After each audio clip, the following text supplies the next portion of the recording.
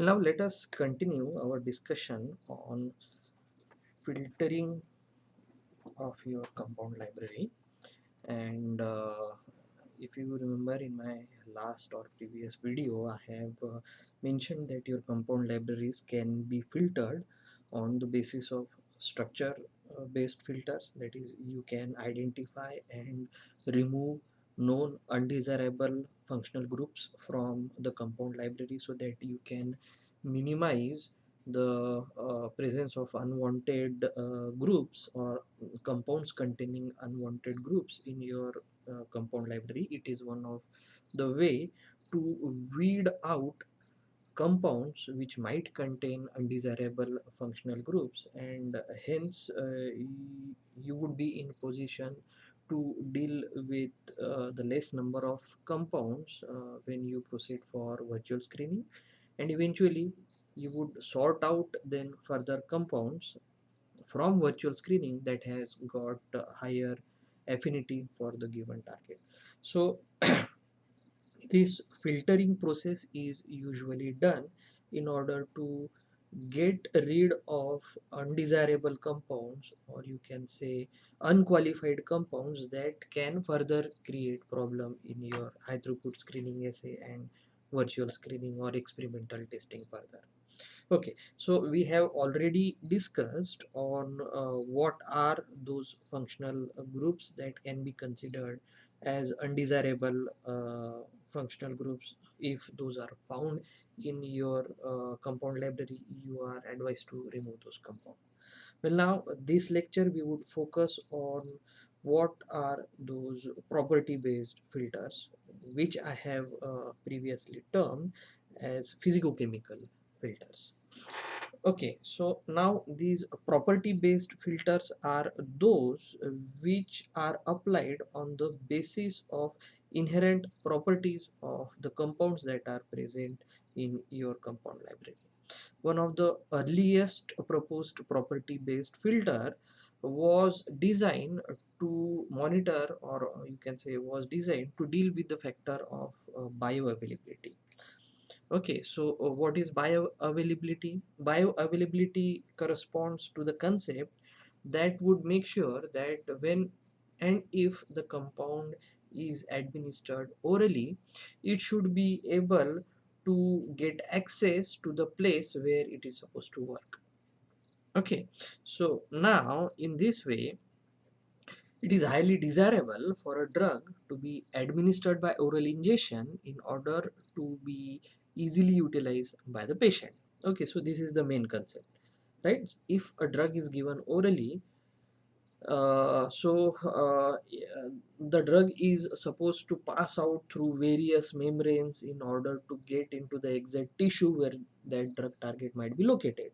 Therefore, it is very essential that whatever drug molecule that you develop should become available to your body for its therapeutic purpose. So this is basically, in short, the concept of bioavailability.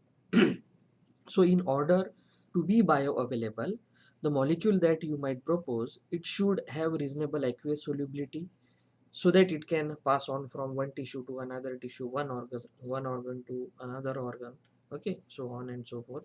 And it has to pass through internal intestinal membrane in order to enter blood circulation. It need to exit the blood circulation and enter into the effective tissue. So it has to have an optimal membrane permeability as well. Okay, so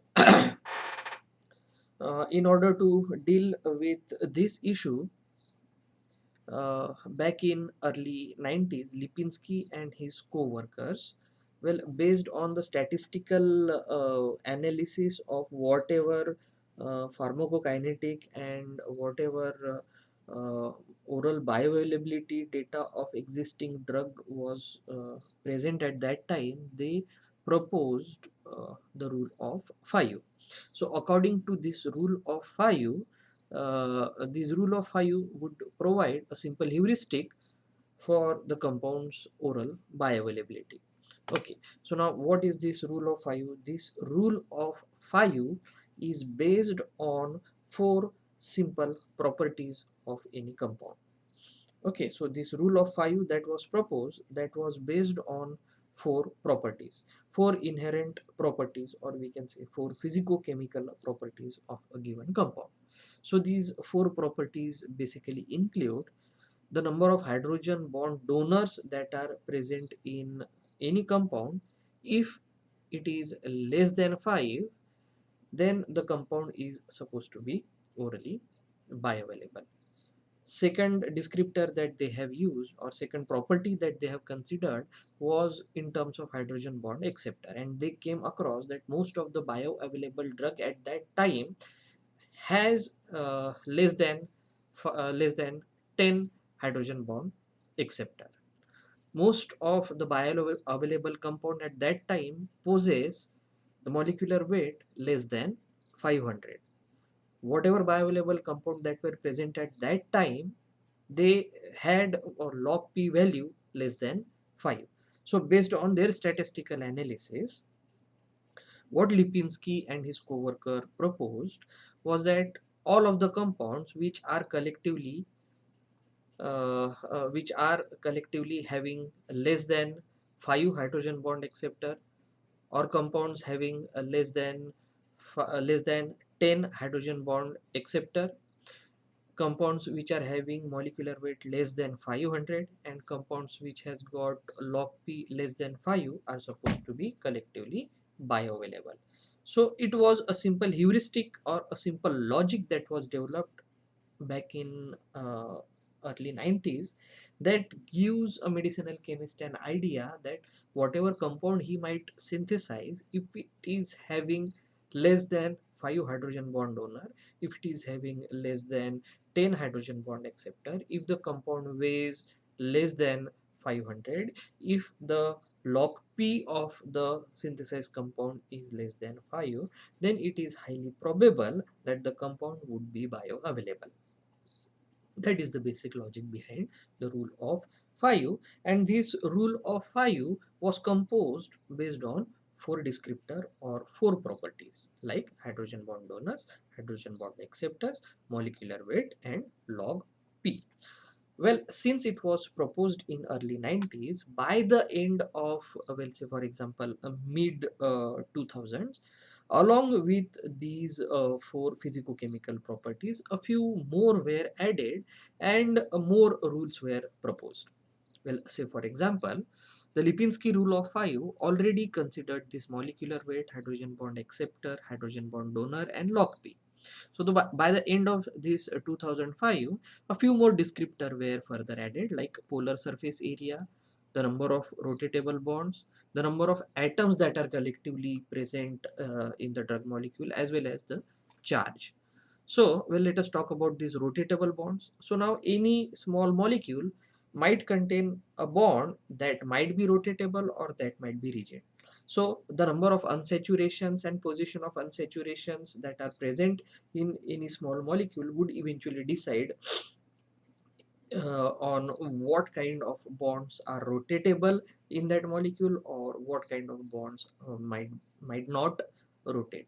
So this factor also is sometimes used for determining certain properties of those compounds, like number of charge also would determine if the compound would possess certain kind of behavior, or it would not possess certain kind of behavior. The polar surface area is also now uh, found to be playing a very major role in defining certain properties of those molecules.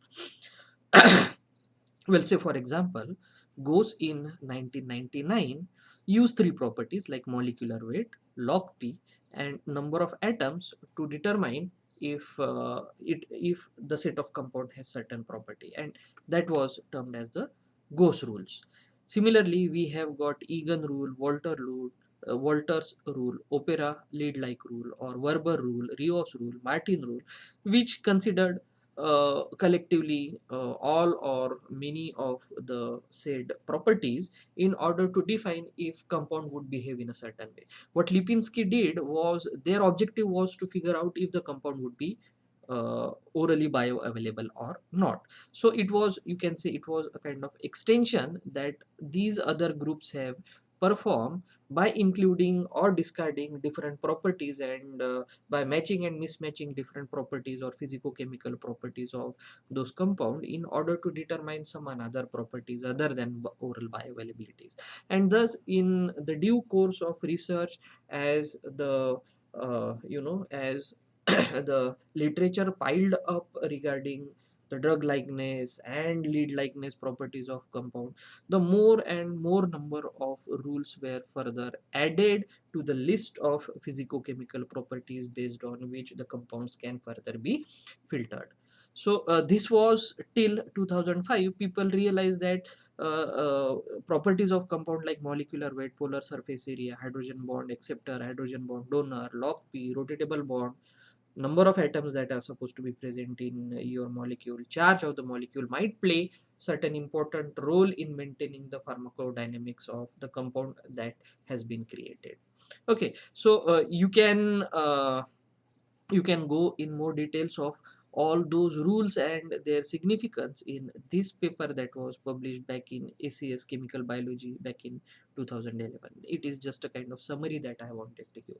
But now, in early, or you can say in 2020s, the list has increased to a very extensive amount. Okay, so as you can see now, there are a lot of physicochemical properties that can be used for determining certain behavior of the compounds. Well, say for example, these physicochemical properties might include molecular weight, log p, hydrogen bond donors, hydrogen bond acceptors, number of hydrogen bonds that might can form total surface area, the number of rotatable bonds might play some important contribution, rigid bonds, that is the bond that cannot move, ring, that is how many rings are present in your compound, can also somehow determine some properties, drug like properties or lead like properties of your compound. Then it has been also correlated that what should be the size of your ring in a drug molecule. So most probably there might be certain rings which might contain only 5 atoms. Let's say for example your pyrazole ring or your furan ring, it usually contain five only 5 atoms in a ring. So most of the heterocyclic compounds, nitrogen or oxygen containing heterocyclic compounds, has got 6 member in their ring. Okay, so like we'll say for example in case of your purines and pyrimidines, they contain 5 as well as 6 numbered rings. So well, say for example, people have tried to figure out, like in whatever compound which are having the ring size of less than 18, they are supposed to possess drug like property or lead like properties. Just a minute. Hello. Okay, okay, okay, okay.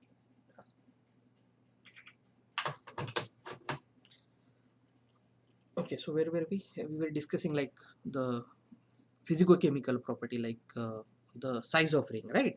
So we were talking about what is the size of the ring that might determine the property. Well, say for example, all of the lead like molecule or drug like molecule, they are known to have they are known to have a ring in the molecule which contains at most 18 uh, at most 18 molecules in their ring. So we'll say for example, the zinc is one of another class of database that provides the compound library.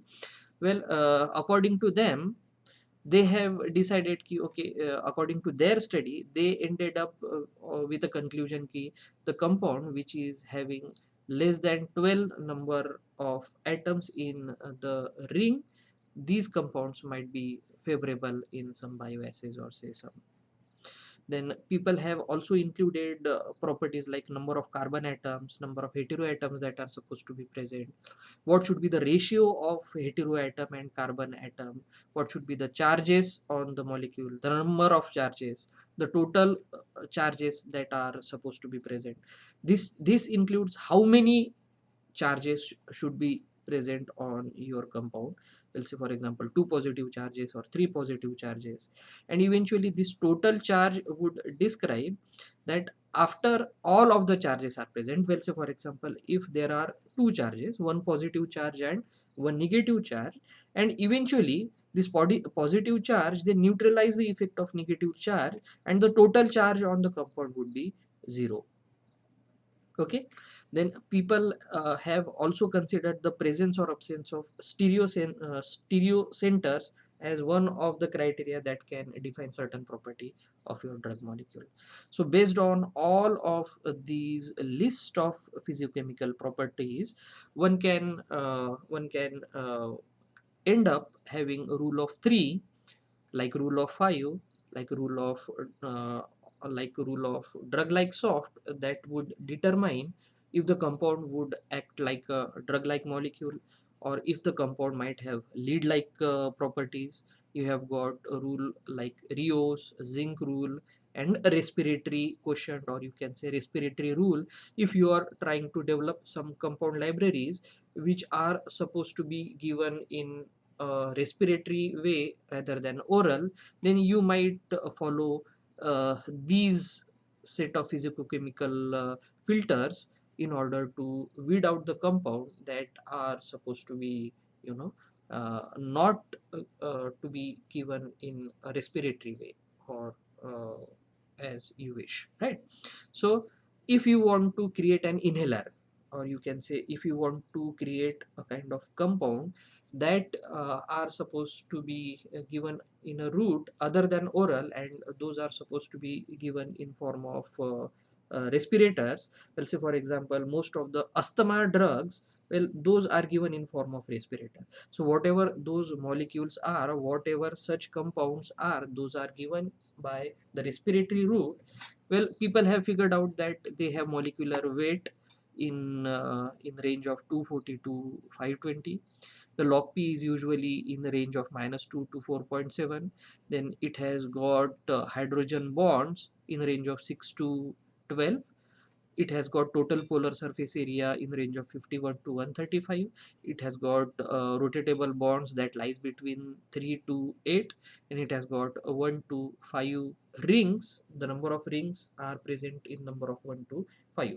So all of those compounds that come in collectively this range would be more feasible if you are trying to if you are trying to develop any compound that are supposed to be given by respiratory route rather than oral route. Oral के लिए you might consider the rule of 3, sorry, rule of 5. Oral bioavailability is given by rule of 5, while respiratory stuff is to be monitored by this quotient. So in this way there are these references which are provided at this particular website.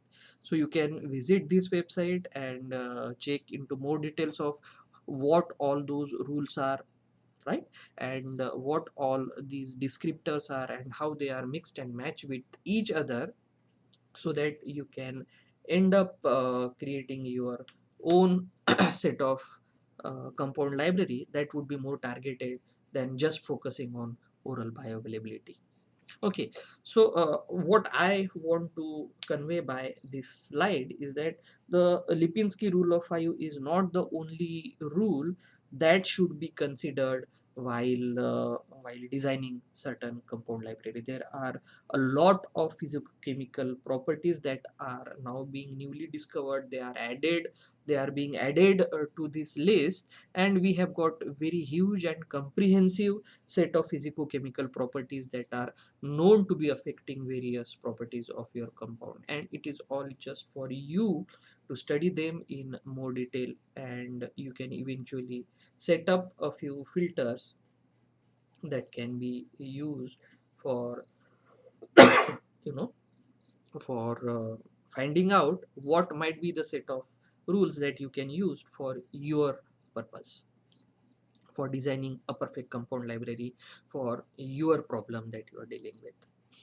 Okay, so now next question now might arise in your mind is that, is there any software where we can search a huge compound library based on all these rules?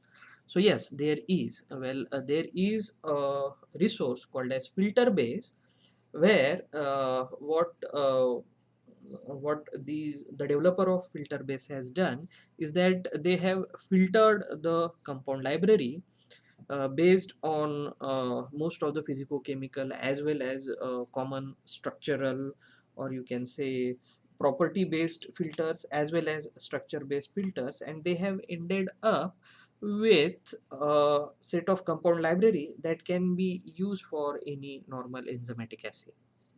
Okay, so just to give you an idea on how these compound library is created, well, this is just a flow chart that these people have published. Well, say for example, whatever compound that you might get in this filter base, well, those are already desalted. The library has been already pre-formatted, like they have already removed the empty structure, they have already removed the inorganic molecule mixture, counter ions and isotopes has already been taken care of.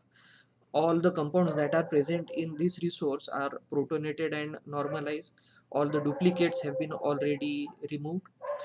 Then two type of filters have been applied. First, the physicochemical filters. You can kind of use your own physicochemical filters, and it has got all these properties. Those are available in the resource, based on which you can manage your own filter and download the compound library. In terms of structure based filter or undesirable filters, these people have made sure that there are no warhead present in your compound. Warheads are class of compound which are having very undesirable property, and those properties were based on presence of all these compound or all presence of all these functional groups that are mentioned over here. Frequent hitters are also removed, promiscuous inhibitors are also removed, intermediate substructures are also removed. There are no paints compound in those resources. Other diversity moieties are also being taken care of. Now, well, let us discuss on what are these frequent hitters, what are these promiscuous inhibitors, what are those intermediate structures, so that you can really appreciate on what kind of resource is this. Okay, so now let us talk about what are frequent hitters. So these frequent hitters are class of compounds that has got tendency to bind each and every target that is used in biological assay. So well, if that is the case, then such set of compound would go and show binding activity to each and every target that you test on. So such compounds with such moieties are very poor starting point for drug discovery program, and in general they must be removed. So it is essential that you should remove such compound. So people have associated, like, if the compound contains all these chemical moieties like apomorphine or well, all these scary looking scary looking compounds, well, if all these moieties are present in those compounds, they can act as frequent hitters. So if you want to remove frequent hitter, you should remove all the compounds that possess that functional group. Okay, so well, let us now talk about promiscuous inhibitor. Promiscuous inhibitors are those compounds which show a very little relationship between structure and activity. They have got very poor selectivity for any given target. They are very difficult to further characterize, and eventually they fail to synthesize a viable lead. So, well, promiscuous inhibitors, the property of an inhibitor being promiscuous is usually correlated with all these functional group. So if the compound contain this functional group, then it is possible that your compound might be a promiscuous inhibitor. So next class of substructure is called as intermediate substructure. So what are intermediate substructure? If these substructure, if they are present, it is found that they might be acting as an interfering element in some assay, but in most of the other assay they can they might show that interfering property. So if or not to remove such intermediate substructure, that remains circumstantial. If you wish, you can keep it.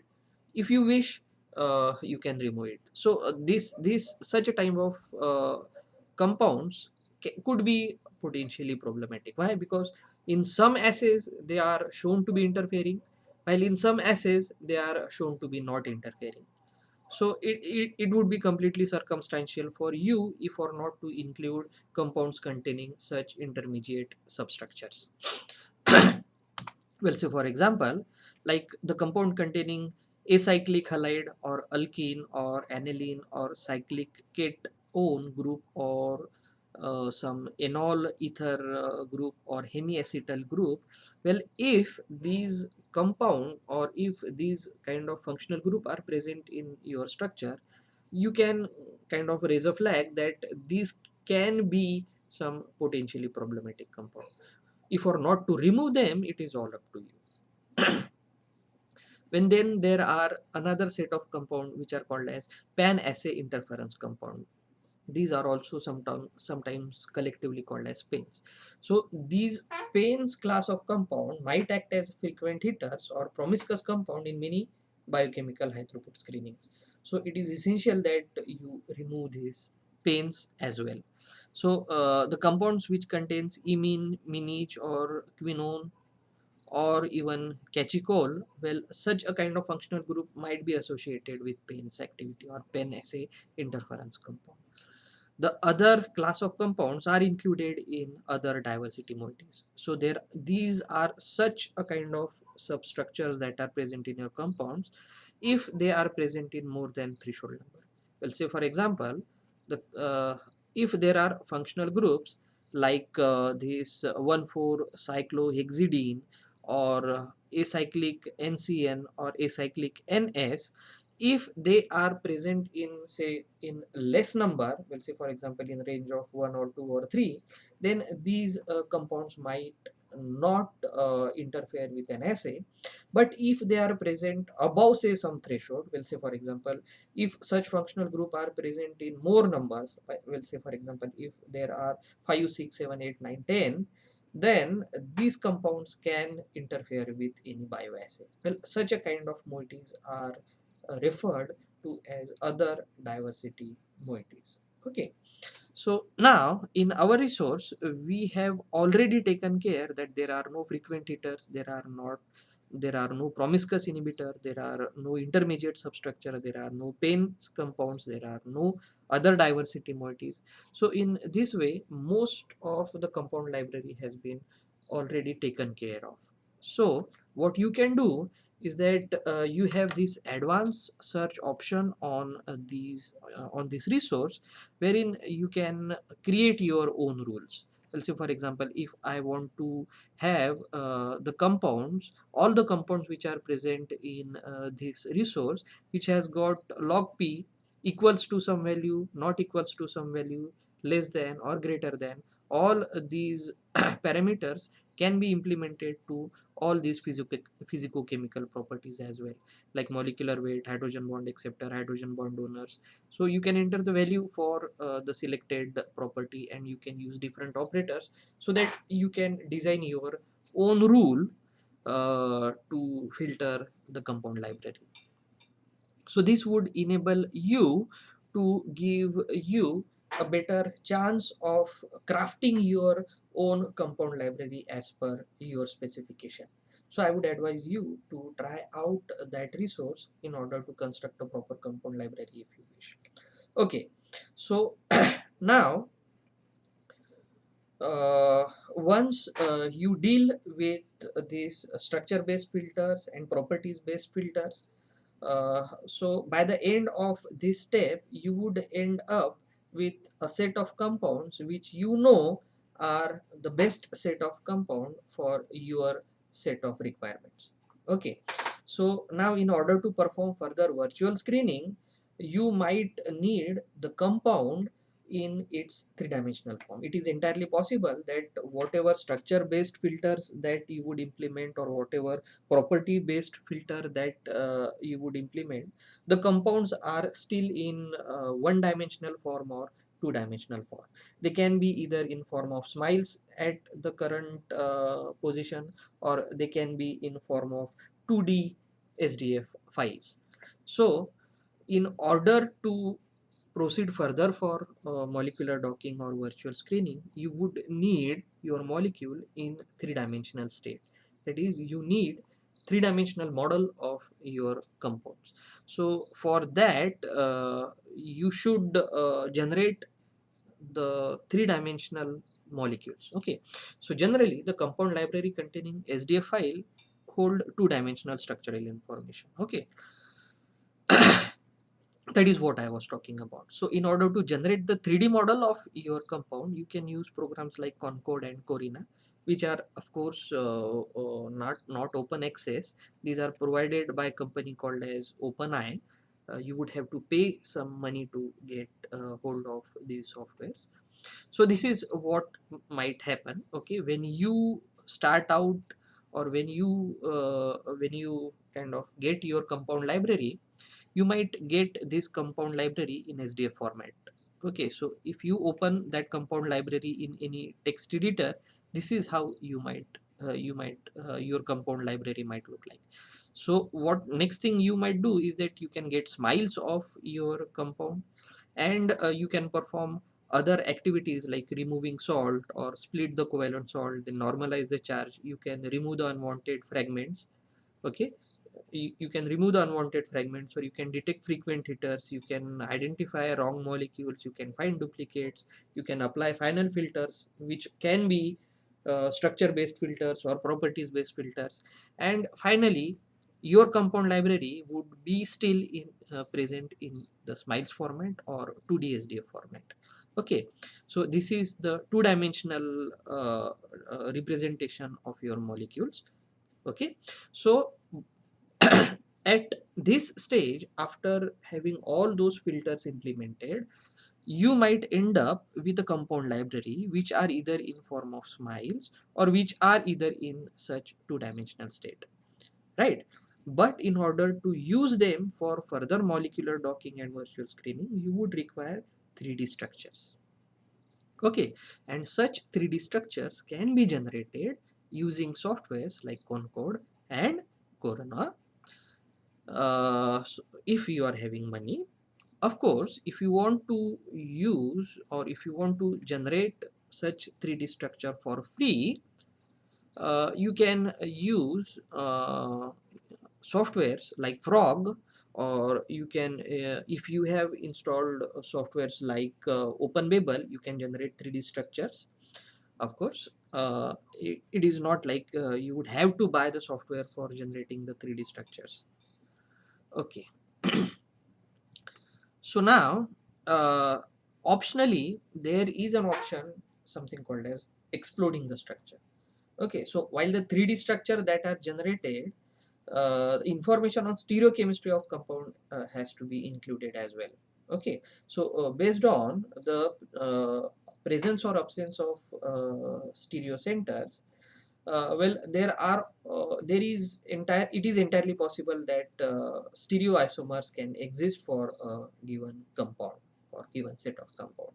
Okay, for the relevant cases, symmetrical carbons are detected, and more or one or more isomers can be generated for each such structure.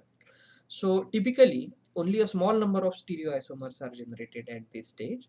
So this step is called as exploding the structure step. So that means if you ended up identifying a single molecule, and based on how many stereo centers are present in your molecule, you can have multiple stereoisomers.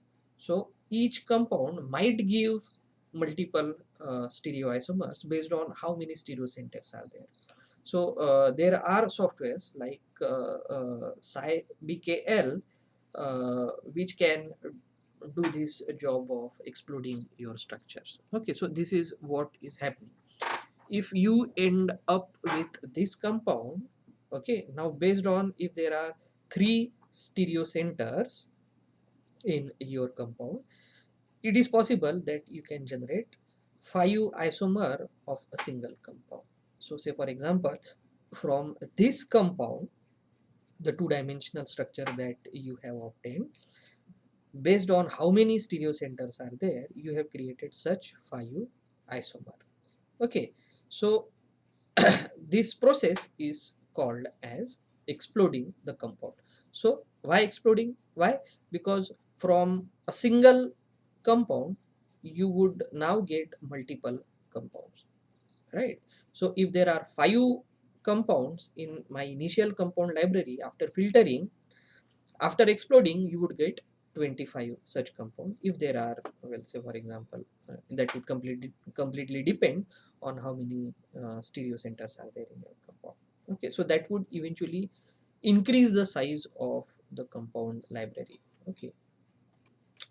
Okay, so there are other conformational exploders like catalyst or confront or omega. You can use frog, as I have already mentioned, for exploding your structures or generating multiple isomeric forms of your given structures.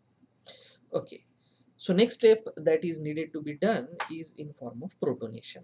Okay, so what happens over here is that you can add hydrogens if they are missing. You can assign a proper protonation state depending on what is the tautomeric state of that protein. Okay, so now depending on the application, either the most likely or all protonation state or tautomers are usually generated. Okay, a typical approach for assignment is the use of empirical rules. For example, carbonic acid are usually kept deprotonated and primary aliphatic amines are usually protonated. So you can use program like leakprep for maintaining, or you can say for performing this protonation step, or you can use the program like tautomer for deciding what might be the tautomeric state of the given compound. Okay, so here is how things would happen. Over here, as you can see, you have generated 5 isomer for a given compound in exploding step. Now you can add protonation and decide the tautomerization state. As you can see over here, in the previous step there were no hydrogen present over here, but now after adding the protons at appropriate position, you have got hydrogens, and these are completely protonated set of compounds now. Okay, and finally after doing tautomerization as well, you would then pack all of this compound into a single SDF file, and finally you would create the final compound library, which would now be ready for performing virtual screening. Okay, so this is what we have finished. First, we have dealt with target identification and processing. In this lecture, we have dealt with compound library collection, compound library filtering, compound library processing, and the next step would be to perform virtual screening. So this virtual screening, I would teach you the details of virtual screening like molecular docking, what are the algorithms that are used for molecular docking. All the theoretical component would be, we would start out from our next lecture. Okay, so see you in my next video. Thank you.